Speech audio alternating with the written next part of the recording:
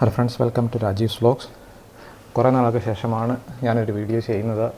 കുറച്ച് health issues ഉണ്ടായിരുന്നു, അതുപോലെ കുറച്ച് മടിയുണ്ടായിരുന്നു എന്ന് വേണമെങ്കിൽ പറയാം. കൊറോണ ആയിട്ട് നമ്മൾ വീട്ടിലൊക്കെ ഇരുന്നിരുന്ന ഒരു ഇതായി. ഓക്കെ, എനിവേസ് നമ്മുടെ ക്രിട്ടിക്കൽ റിവ്യൂവിലേക്ക് തിരിച്ചു കയറുകയാണ്. നമ്മുടെ കോമ്പറ്റീഷൻ്റെ, അതായത് നമുക്കൊരു ഗിവ് അവേ ഉണ്ടായിരുന്നത് മറന്നിട്ടുണ്ടോ എന്നറിയില്ല. ഞാൻ മറന്നിട്ടില്ല. അപ്പോൾ നമ്മുടെ അതിൻ്റെ ലാസ്റ്റ് ഒരു വീഡിയോയാണ് 24mm ലെൻസിൻ്റെ ലാസ്റ്റ് വീഡിയോ. അപ്പോൾ ഇതിൽ നിന്ന് സെലക്ട് ചെയ്യുന്ന ഒരാളും അതിനകത്ത് വരും. അപ്പോൾ നമുക്ക് ഇതുവരെയുള്ള വിന്നേഴ്സും ഇതിലെ വിന്നറും കൂടെ കൂട്ടിയായിരിക്കും നമ്മൾ ആളെ തിരഞ്ഞെടുക്കുന്നത്. അടുത്ത വീഡിയോയിൽ നമുക്കത് ചെയ്യാം. ആരാണെന്ന് വെച്ചാൽ ഞാനത് അനൗൺസ് ചെയ്യാം. ഓക്കെ, അപ്പോൾ ഈ വീഡിയോയുടെ എൻഡിൽ ഞാൻ ആ ഫുൾ ലിസ്റ്റ് കാണിക്കാം. ആരുടെയെങ്കിലും പേര് മിസ്സായിട്ടോ അങ്ങനെ ഉണ്ടെങ്കിൽ എന്നോട് പറയുക. അപ്പോൾ നമുക്ക് വീഡിയോയിലേക്ക് കിടക്കാം.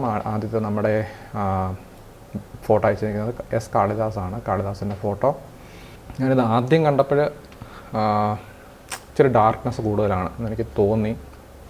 നമ്മളിപ്പോൾ ഇതെനിക്ക് എടുക്കാൻ പറ്റുന്നില്ല. ഫോട്ടോ എങ്ങനെയോ എന്തൊരു പ്രശ്നമുണ്ട്, ഫോട്ടോ ഈസ് മിസ്സിംഗ് എന്ന് കാണിക്കുന്നുണ്ട്. കാരണം ഞാൻ ഈ വീഡിയോ ഒന്ന് ചെയ്തതാണ്, പക്ഷേ അതെങ്ങനെയോ ഡിലീറ്റ് ആയിപ്പോൾ, അതുകൊണ്ട് എനിക്ക് ഒന്നും കൂടെ പിന്നെ ചെയ്യേണ്ടി വരുന്നുണ്ട്. Okay case. അപ്പം കുറച്ച് ഡാർക്കാണ് എന്തോ നമ്മുടെ സബ്ജക്റ്റിൻ്റെ ഫേസ്. അത്യാവശ്യം അല്ലെങ്കിൽ ഈ ഒരു ഏരിയ മാത്രം ഇച്ചിരി ബ്രൈറ്റ് ആക്കി വെക്കായിരുന്നു, കൊള്ളായിരുന്നു. നമ്മുടെ കാളിദാസ് ഉദ്ദേശിച്ച മൂഡ് എനിക്ക് മനസ്സിലായി. ആ കൊറോണയുടെ ആ ഒരു ഡാർക്ക്നെസ് ആയിരിക്കണം ഉദ്ദേശിച്ചതെന്ന് എനിക്ക് തോന്നുന്നു. അതോ എഡിറ്റിങ്ങിലെ പാകപ്പിഴയാണോ എന്നെനിക്കറിയില്ല. എന്നാലും ഇച്ചിരി ഡാർക്കായിട്ട് തോന്നി. കുറച്ചും കൂടെ സബ്ജക്റ്റിനെങ്കിലും ബ്രൈറ്റ് ആക്കാമായിരുന്നു എന്നാണ് എൻ്റെ അഭിപ്രായം. ചിത്രം ഓക്കെയാണ്, നല്ലൊരു സ്ട്രീറ്റ് ഫോട്ടോയാണ്, പക്ഷേ കുറച്ചും കൂടെ മെച്ചപ്പെടുത്താം. നമുക്കിനി രണ്ടാമത്തെ ഫോട്ടോയിലേക്ക് കടക്കാം. ഹെവി എഡിറ്റിംഗ് എനിക്ക് അത്ര അങ്ങോട്ട് പേഴ്സണലായിട്ട് അത്രയ്ക്കും താല്പര്യമില്ല. ഓപ്പോ F9 ക്യാമറയാണ്, അപ്പോൾ ഇച്ചിരി ഹെവി എഡിറ്റിംഗ് ആണ് കാളിദാസിൻ്റേത്. അടുത്ത ചിത്രം അയച്ചു തന്നിരിക്കുന്നത് നമ്മുടെ നന്ദകിഷോറാണ്. നന്ദകിഷോറിൻ്റെ ഒരു പറക്കുന്ന പക്ഷി ബേർഡ് ഫോട്ടോഗ്രാഫി നമുക്ക് കുറച്ചുണ്ട്. ഒരു 3-4-5 നമ്മുടെ ഇന്നത്തെ 5 ബേർഡ് ഫോട്ടോയാണ്.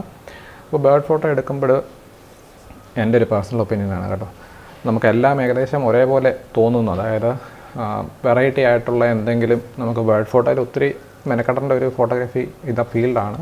പക്ഷേ എന്തെങ്കിലും വെറൈറ്റി ആയിട്ട് കിട്ടുന്നത് നല്ലതായിരിക്കും. നല്ല ഫോട്ടോയാണ്, ഒരു ഫോട്ടോ ആയിട്ട് നോക്കിക്കഴിഞ്ഞാൽ നല്ലതാണ്. ഒരു പക്ഷി പറന്നു പോകുന്നു, അതിൻ്റെ ആ ഒരു ഫ്രെയിമിങ് എല്ലാം അടിപൊളിയായിട്ടുണ്ട്. ഇച്ചിരി കൂടെ ബാക്ക്ഗ്രൗണ്ട് ബ്രൈറ്റ് ആയിരുന്നെങ്കിൽ കൊള്ളാമായിരുന്നു എനിക്ക് തോന്നുന്നു. പക്ഷേ എനിക്ക് തോന്നുന്നു ബേർഡിൻ്റെ ആ ഒരു വൈറ്റ് ബേർഡ് ആയതുകൊണ്ട് അത് അഡ്ജസ്റ്റ് ചെയ്യുമ്പോഴത്തേക്കിനും ബാക്ക്ഗ്രൗണ്ട് നമുക്ക് അത്രയ്ക്കും ക്ലിയർ ആക്കാൻ പറ്റത്തില്ല. എന്തായാലും നല്ല ചിത്രം. നമുക്ക് അതിൻ്റെ ഡീറ്റെയിൽസിലേക്ക് ഒന്ന് കിടക്കാം. Nikon D3500 camera, 70-300mm lens, ISO 1600, focal length 270. Okay, opening എത്രയാണെന്ന് നമുക്ക് വന്നിട്ടില്ല കേട്ടോ.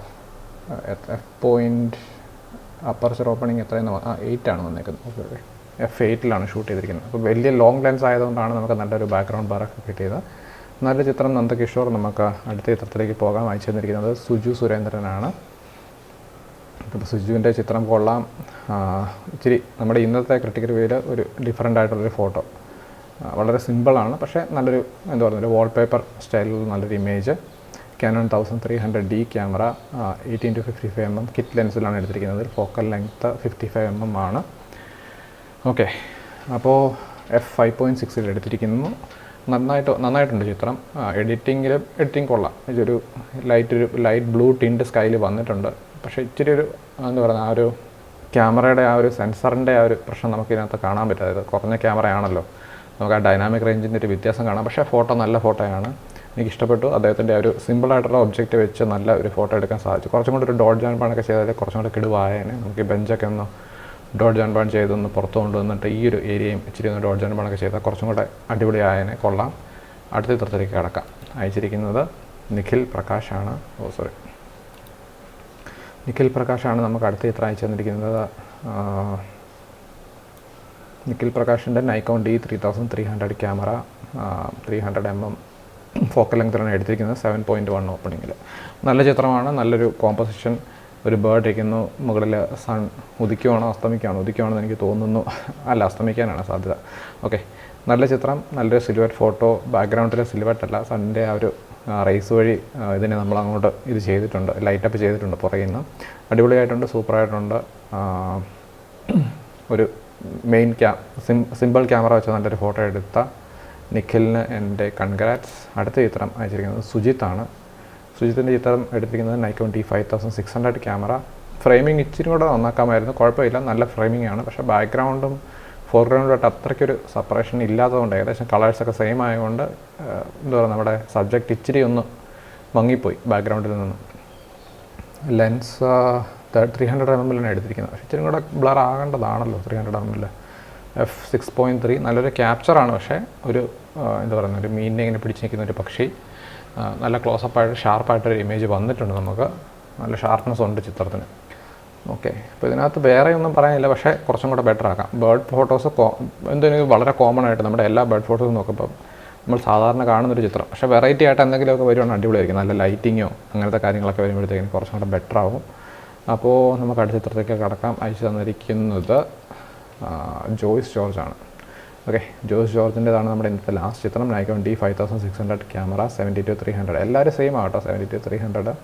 300mm എടുത്തിരിക്കുന്നു. ISO 400. നമുക്കിത് നമ്മുടെ സബ്ജക്റ്റിനെ കുറച്ചും കൂടെ ഒന്ന് ലൈറ്റപ്പ് ചെയ്യാൻ അടിപൊളിയായിരുന്നു.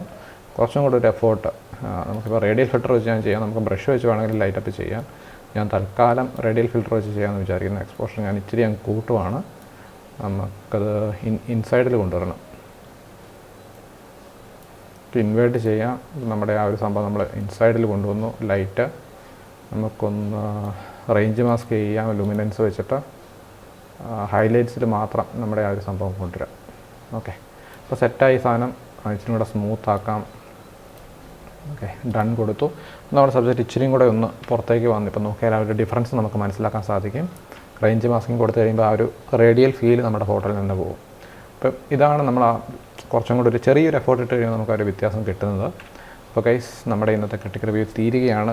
5 ഫോട്ടോസ് ഉണ്ട്, 6 ഫോട്ടോസാണ് നമുക്കുണ്ടായിരുന്നത്. 6ൽ 4 ബേർഡ് ഫോട്ടോസ് ആയിരുന്നു. കുറച്ചും കൂടെ ഇപ്പോഴത്തെ പാൻഡമിക്കിൻ്റെ ടൈമിൽ എനിക്ക് തോന്നുന്നു ബേർഡ് ഫോട്ടോസ് ആയിരിക്കും കൂടുതൽ.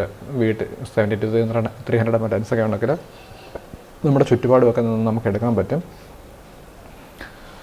അതുപോലെ ഞാനും കുറച്ച് റിസ്ക് എടുത്ത് പുറത്തോട്ട് ഇറങ്ങാമെന്ന് ഞാൻ വിചാരിക്കുന്നു. റിസ്ക് എന്ന് പറഞ്ഞാൽ കൊറോണയുടെ ഇതല്ല, കൊറോണയൊക്കെ കഴിഞ്ഞിട്ട് അതിന് വേണ്ടിയാണ് ഞാൻ വെയിറ്റ് ചെയ്യുന്നത്. നമ്മുടെ 80Dയും എല്ലാം കൊടുത്ത് ഒരു ഗോപ്രോയും ഒരു ചെറിയ ഒരു എൻട്രി ലെവൽ ക്യാമറ എടുത്ത് നമുക്ക് ഇച്ചിരി ട്രാവൽ സ്റ്റാർട്ട് ചെയ്യുമെന്ന് ഞാൻ വിചാരിക്കുന്നുണ്ട്. അപ്പോൾ അതാണ് അടുത്ത പ്ലാൻ.